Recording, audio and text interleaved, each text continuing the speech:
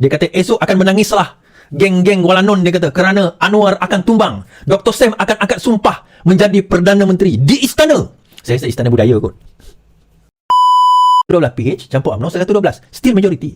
Kenapa GRS dan juga GPS nak, orang kata apa, yelah, nak pergi tarik sokongan untuk jadi pembangkang? Why? Atas alasan apa? The last people yang akan tarik sokongan untuk jadi pembangkang adalah GPS dengan GRS. Dah bagus aku jadi kerajaan, buat apa aku nak tarik sokongan? Dia cerita, sebenarnya ini adalah satu amaran dan juga satu signal kepada Bersatu. Ini bukan kepada kerajaan ini, kepada Bersatu. Bahawa kandidat yang kami nak menjadi Perdana Menteri sebenarnya adalah, kerana pada 31 hari bulan Januari 2024 yang di-Pertuan Agong yang baru adalah insya-Allah Sultan Johor Sultan Ibrahim Iskandar akan dipilih menjadi yang di-Pertuan Agong ke-17. Kenapa? Esok dia macam inilah tuan-tuan. Ini kemungkinan lah. Esok.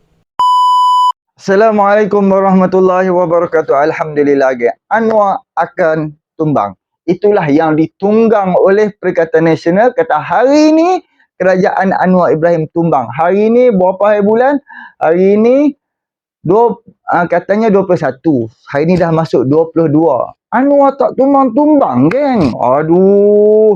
Kenapa Anwar tak tumbang-tumbang lagi ni? Papa Gomo Walabot punya tim ni, mereka dah post satu gambar Putrajaya kerajaan baharu. Bersiap-siap dekat Istana Budaya. Supaya Perdana Menteri daripada Perikatan Nasional akan menjadi Perdana Menteri. Depa punya gah, depa punya ni duk sebarkan dekat media-media sosial ni luar biasa, geng. Jadi hari ni aku nak bawa respon Iswadi Moni terhadap apa yang dibawa oleh Perikatan Nasional, dan Iswadi akan menceritakan apakah yang plan sebenar-benarnya, sebab apa depa nak menjatuhkan Anwar, dan kenapa, siapa yang akan lead sebagai Perdana Menteri. Dan sebelum yang di-Pertuan Agong yang baru akan lantik bulan depan, hujung bulan depan, mereka perlu tukar kerajaan ini, mereka perlu tukar dengan dalam jangka masa yang cepat. Sebab hujung bulan ni, yang di-Pertuan Agong, sebab ini dah hujung tahun, yang di-Pertuan Agong akan pergi bercuti. Sebelum yang di-Pertuan Agong pergi bercuti, keluar pergi bercuti, sebelum yang di-Pertuan Agong masih ada di dalam negara kita, lebih baik kita tukar kerajaan cepat-cepat. Dan lepas tu yang di-Pertuan Agong, dia nak pergi bercuti, pergilah. Yang penting kerajaan dah, Perikatan Nasional dah boleh ambil alih. Jadi aku akan bawa dengan bersama-sama dengan hampa semua ni. Iswadi dedah habis. Iswadi Moni ni, dia bukan orang biasa-biasa. Dia pun orang berpengetahuan. Orang yang bijak berkata-kata. Orang undang-undang, orang yang tahu macam-macam. Sebab tu dia tahu, dan dia pula ada tim-tim dia ni, tim-tim dia, kawan-kawan dia akan inform kepada dia, dan dia pelbagai cerita yang dia akan dapat. Jadi aku nak buat dengan hampa sama-sama. Jom kita dengar Iswadi Moni, dia dedahkan apa perancangan asalnya, siapa yang akan menjadi Perdana Menteri, yang di dalam Perikatan Nasional ni pun berlaku perpecahan, rebutan, siapa yang akan jadi Perdana Menteri, siapa itu, siapa ini. Jom kita dengar apa yang diperkatakan oleh Iswadi Moni. Jom sama-sama. Ada yang mengatakan esok, kira-kira 1 jam lagi, pukul 12 esok lah, Dr. Sam Samsuri akan angkat sumpah jadi Perdana Menteri. Kerajaan baru, kerajaan rakyat melangkaui politik tempatan, masanya akan tiba. Masanya akan tiba, insya-Allah. Bukan ni saja, saya try cari tweet dia ni, tapi tak jumpa yang tweet. Dia kata esok akan menangislah geng-geng Kuala Nun, dia kata, kerana Anwar akan tumbang. Dr. Sam akan angkat sumpah menjadi Perdana Menteri di istana. Saya rasa istana budaya kot. Tuan-tuan, kenapa keluar balik cerita ni? Kenapa keluar balik cerita ni? Dia sebenarnya, saya nak cerita lah, saya nak bagi tahu. Ini bukan untuk, dia tahu takkan tukar kerajaan ni pun. Dia keluar dalam satu posting di PAS punya tempat, dia kata apa? Bahawa esok kerajaan akan tumbang kerana GPS dan GRS akan menyokong kerajaan ini. Saya nak bagi tahu, kalau GPS dan GRS nak sokong kerajaan ni pun, masih tak cukup majoriti. PH campur UMNO 112. Campur 5, tolaklah semua 5 tu semua sokong. 112 tuan-tuan. 112 PH campur UMNO 112. Still majority. Kenapa GRS dan juga GPS nak orang kata apa ialah nak pergi tarik sokongan untuk jadi pembangkang? Why? Atas alasan apa? The last people yang akan tarik sokongan untuk jadi pembangkang adalah GPS dengan GRS. Dah bagus aku jadi kerajaan, buat apa aku nak tarik sokongan? Tapi sebenarnya kenapa? Ini saya nak cerita. Sebenarnya ini adalah satu amaran dan juga satu signal kepada Bersatu. Ini bukan kepada kerajaan ini, kepada Bersatu. Bahawa kandidat yang kami nak menjadi Perdana Menteri sebenarnya adalah siapa? Dr. Sam. Tetapi bukan Bersatu je tuan-tuan. Kepada siapa? UMNO. Jadi kalau tuan-tuan tengok posting-posting semua menyentuh tentang Dr. Sam nak jadi Perdana Menteri. Dr. Sam boleh jadi Perdana Menteri sebelum PRU16 jika berjaya. Ciri calon PM masa hadapan dan sebagainya tentang trio Dr. Sam punya personality baik, layak jadi calon Perdana Menteri. Kenapa berita-berita ni keluar tuan-tuan? Mereka percaya, okay, saya mula macam ni lah. Mereka percaya bahawa hakikatnya Zahid tak bertahan lama. Okay, saya buka cerita malam ni. Saya nak tuan-tuan share dahulu. Zahid tak bertahan lama.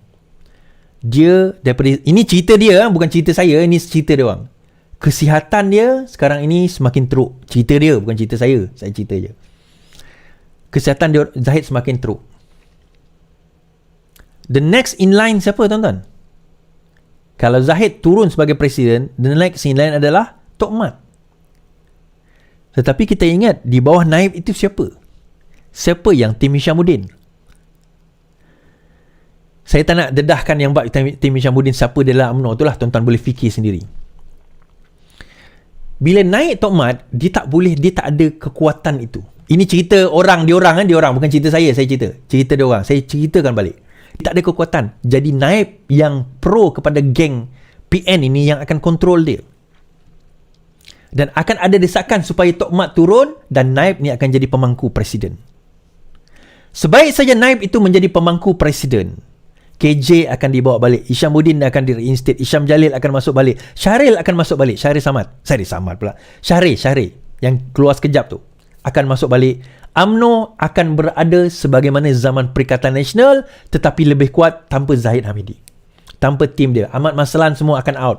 Ni semua geng Fuad Zakarshi semua akan out ni. Khalid Nordin semua out. Ni semua orang-orang Zahid. So naik saja mereka, UMNO akan tarik sokongan, pergi sokong siapa tuan-tuan? Perikatan Nasional. Di sini timbul menarik. Dia akan kata, UMNO 30 kerusi atau kurang. Tetapi yang paling banyak kerusi Perikatan Nasional. Yang 5 tu akan lompat balik, jangan risaulah dia kata. Perikatan Nasional paling ramai. Tetapi dalam Perikatan Nasional yang paling banyak kerusi siapa? PAS. Since PAS paling banyak kerusi, maka selayaknya the next Prime Minister siapa tuan-tuan? Orang daripada PAS lah. Siapa? So dia tolak Dr. Sam. Kenapa tak tolak Haji Hadi? Haji Hadi pun ada masalah kesihatan yang kronik. Haji Hadi pun ada masalah kesihatan yang kronik. So Haji Hadi tak boleh. Tetapi Haji Hadi akan diangkat sebagai the Mushidul Am. Dia akan jadi the spiritual leaders. Okeylah, angkatlah dia, letaklah mana-mana jawatan sekalipun, dan dia pun tak kisah. Yang penting PAS sekarang yang berkuasa. Sebab itu bila Kemaman tempoh hari, kenapa dia tolak Dr. Sam? Sebab dia orang tahu tuan-tuan, bila PAS nak naik jadi Perdana Menteri, dia akan dapat tentangan yang paling kuat daripada siapa? GPS, GRS. Kenapa? GPS dan GRS sangat allergic dengan PAS. Orang Sabah Sarawak ni, kami ni sangat allergic dengan PAS. Kenapa? PAS adalah ekstrim agama. Even orang Melayu macam saya ni pun, kami memang allergic dengan PAS. Bagi kami, PAS terlalu ekstrim untuk membawa agama yang sebenar. Jangan kata orang bukan Islam. Orang bukan Islam lagi reject. Majoriti kepimpinan di dalam GPS dan GRS adalah orang bukan Melayu. Walaupun dia Islam, tetapi bukan Melayu. Ada yang Islam tetapi bukan Melayu. Kita kena ingat tu. Melayu apa kerat je. Yang lain, Islam tetapi bukan Melayu. So, bila dilihat demikian, kalau ditolak orang PAS yang berimage ustaz dan ulama ni, dia orang tahu akan tolak. So, dia tolak Dr. Sam. Dia cerita Dr. Sam ni profesional. Memang, Dr. Sam ni bukan ulama, dia adalah profesional. I think dia ada PhD dalam aerospace or something like that. Janganlah, tapi ada PhD lah. Dalam bukan agama, dalam bidang sains. So, dia nak tolak ni. Because the plan is, jatuh saja kerajaan, kena lantik Perdana Menteri. Soalan dia, siapa Perdana Menteri? Tempoh hari kita tanya. Bersatu dah nak tolak dah, siapa? Dia nak letak ke depan Muhyiddin Yassin. Muhyiddin Yassin kata dia tak nak. Sebab itu dia kata dia tak nak bertanding presiden. And then bila dia toleh balik, dia kata kita tak ada calon selain daripada presiden, daripada Bersatu. Kita tak boleh tolak Hamzah Zainuddin. Dia ada kes menantu dia. Dia ada kes lagi yang akan terperadit selepas ini. So, siapa kita nak kena tolak ni? So, kita kena tolak Muhyiddin Yassin. PAS, on the other hand, dia kata tak boleh. Kita pun kena ada calon. Sebab daripada kalangan parti, yang paling besar menang adalah kita. Macam mana kita menang besar dalam Perikatan Nasional, tiba-tiba kita tak boleh jadi Perdana Menteri? So, kita tak boleh letak image. Sebab apa? Kalau image diletakkan, contohnya dia letak Hadi Awang, dia letak Dusuki tak boleh lah kan, dia tak, asyik dia tak tanding kan. Dia letaklah mana-mana image Ustaz Tuan Ibrahim Tuan Man ke, memang kena gelak dah dengan orang Sabah Sarawak. Tuan Ibrahim Tuan Man ni jadi muka jadi Perdana Menteri, jadi Menteri Alam Sekitar pun ke laut, nak jadi Perdana Menteri. So, dia nak tonjolkan PAS ni sebagai profesional. So, dia tunjukkan Dr. Sam ke depan. Tapi di belakang Dr. Sam tu sebenarnya still orang-orang yang dijaga. Geng-geng yang sama je. So, you see tuan-tuan, ini permainan mereka sekarang ni. Bila sudah kata cukup jumlah, dia kena namakan calon Perdana Menteri. Dan calon Perdana Menteri yang dia nak propose adalah this guy. Tetapi isu dia, kenapa dia kena buat esok?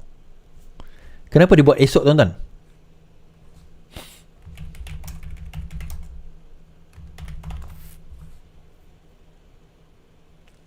Kenapa esok?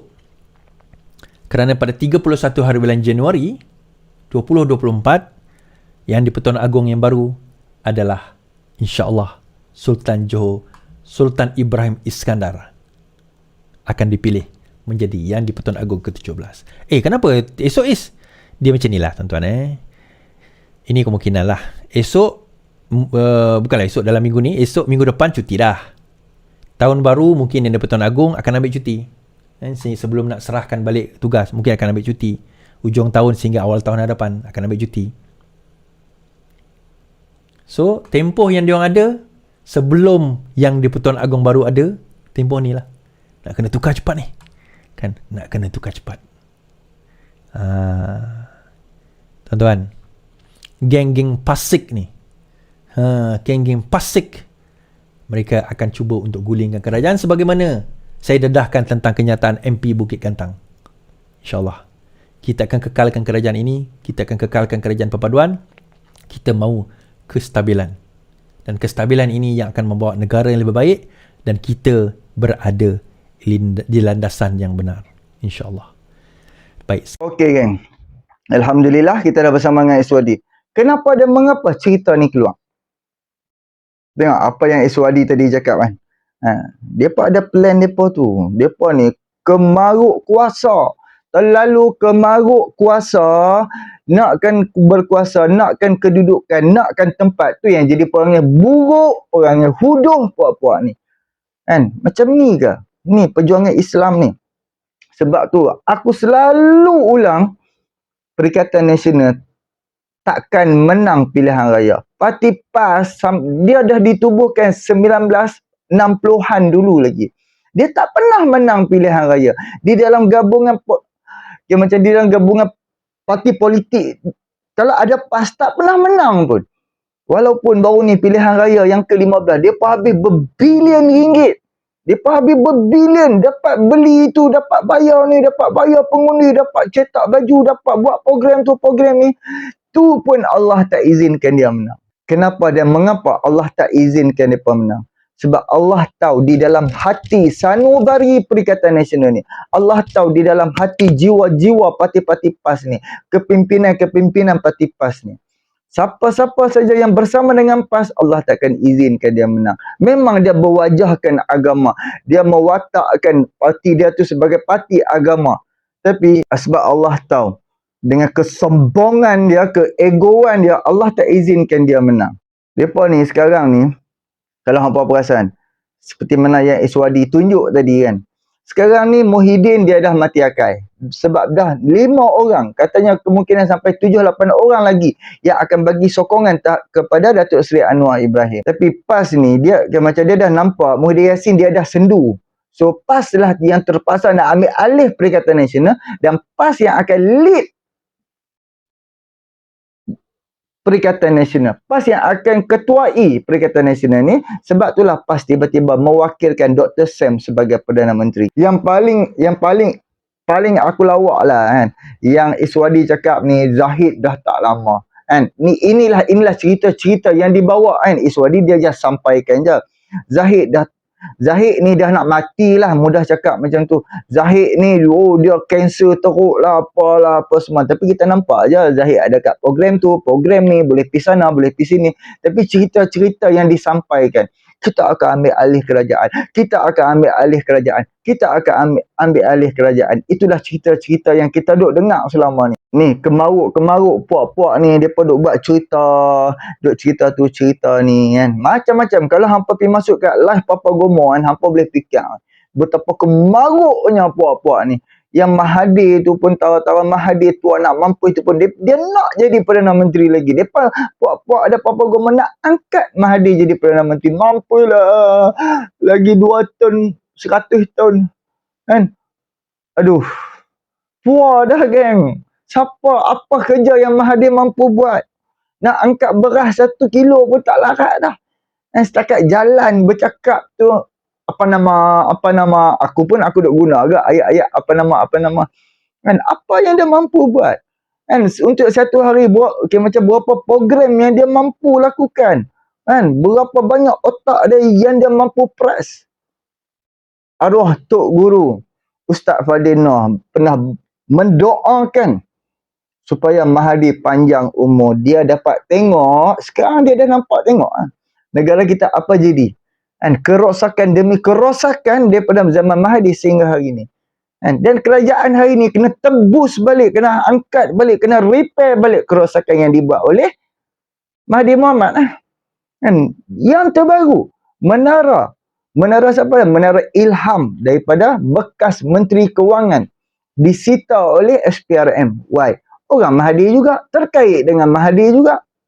Jadi pasal itulah disebabkan mereka nampak Anwar Ibrahim ni betul-betul lawan rasuah, hapuskan pengkhianat yang dia rasuah ni cerita hampa di dalam perundangan. Walaupun hang dah sakau 20, 30, 40 tahun yang lalu, 50 tahun yang lalu, kalau ada bukti yang sangat-sangat kukuh, ada data-data mengatakan hang ni sakau, boleh didakwa kembali geng, boleh dikutip balik, kerajaan boleh kutip hang balik, kerajaan boleh panggil hang, dakwa hang dan masuk penjara. Hang didapati bersalah. Sebab apa tiba-tiba SPRM sita? Sebab ada bukti lah geng. Saja-saja dia takkan sita sebab ada bukti yang kukuh, ada transaksi duit haram ke apa ke segalanya. Sebab tu SPRM sita. Saja-saja takkan sita. Cuba tengok bekas Menteri Kewangan, lepas dia jadi menteri lagi kaya geng. Lagi kaya lepas dia jadi menteri. Sebab apa? Sebab dia manfaatkan apa yang dia sakau, apa yang dia rembat. Tapi sekarang ni sebab tu Mahathir dia terpaksa bergantung dengan dia tak ada pilihan. Seperti mana dia buat podcast bersama dengan Khairi Jamaluddin, dia tak ada pilihan. Mahathir dah tak ada pilihan. Terpaksa bergantung kepada parti PAS. Itu saja untuk nak jatuhkan Anwar. Kalau Anwar tak jatuh, Mahathir mati. Kan geng-geng ni kroni-kroni Mahathir mati. Jadi dia terpaksa lah. Yang PAS ni pula, yang hadiah wang ni dari yang macam daripada Timur Tengah mewakili Anwar Ibrahim untuk nak mendamaikan antara Hadi Awang dan juga Anwar. Hadi ni sombong, dia tak mau berdamai dengan Anwar. Cuba tengok keegoan, kesombongan ni Hadi Awang tu teruk sangat. Sebab tu dia tak mau berdamai, kan? Jadi inilah sedikit perkongsianku. Janganlah mudah terpengaruh, diperbodohkan oleh puak-puak Hadi Awang ni. Amat-amat memalukan. Mereka ni sampai mati, mereka akan fikirkan kuasa saja. Perubahan tak ada. Sistem, dia nak upgrade sistem pendidikan. Sistem itu, perubahan, sistem kewangan, sistem pengurusan. Mereka tak ada pun. Tak ada plan. Hanya nak kuasa. Anwar Ibrahim, berapa banyak agensi-agensi di dalam Kementerian Pendidikan, Kementerian Kesihatan, Kementerian Pelbagai. Dia reform balik, dia ubah supaya tidak membebankan penyewa awam. Penyewa awam, berapa ramai penyewa awam berasa bersyukurnya. Tapi yang penyewa awam yang masih menentang kerajaan ni, penyewa awam yang duk makan duit judi, yang duk makan duit rasuah, kan? Memang depa menolak Anwar Ibrahim. Sebab apa? Depa tak dapat makan duit kopi, depa tak dapat terima duit tepi. Anwar Ibrahim saya sangat menentang puak-puak ni. Tapi ada segelintir puak sokong apa tindakan yang dibuat oleh Perdana Menteri. Ada puak-puak yang duk makan rasuah. Depa pasal apa Perdana Menteri kita ni lawan ni, kami kalau dengan duit rasuah ni kami dapat duit tepi-tepi sikit. Tapi kerajaan tak mau hak yang macam tu. Kalau saman, teruskan saman. Jangan duk settle tepi, jangan duk settle tepi jalan, banyak duit settle apa semua. No. Jadi inilah sedikit perkongsianku. Kita jumpa untuk video yang akan datang. Jangan mudah terpedaya dengan puak-puak ni. Amat-amat memalukan. Jangan termakan dengan permainan jahat puak-puak ni. Terima kasih banyak. Boleh tolong subscribe, like, komen dan share. Jumpa untuk video yang akan datang. Assalamualaikum.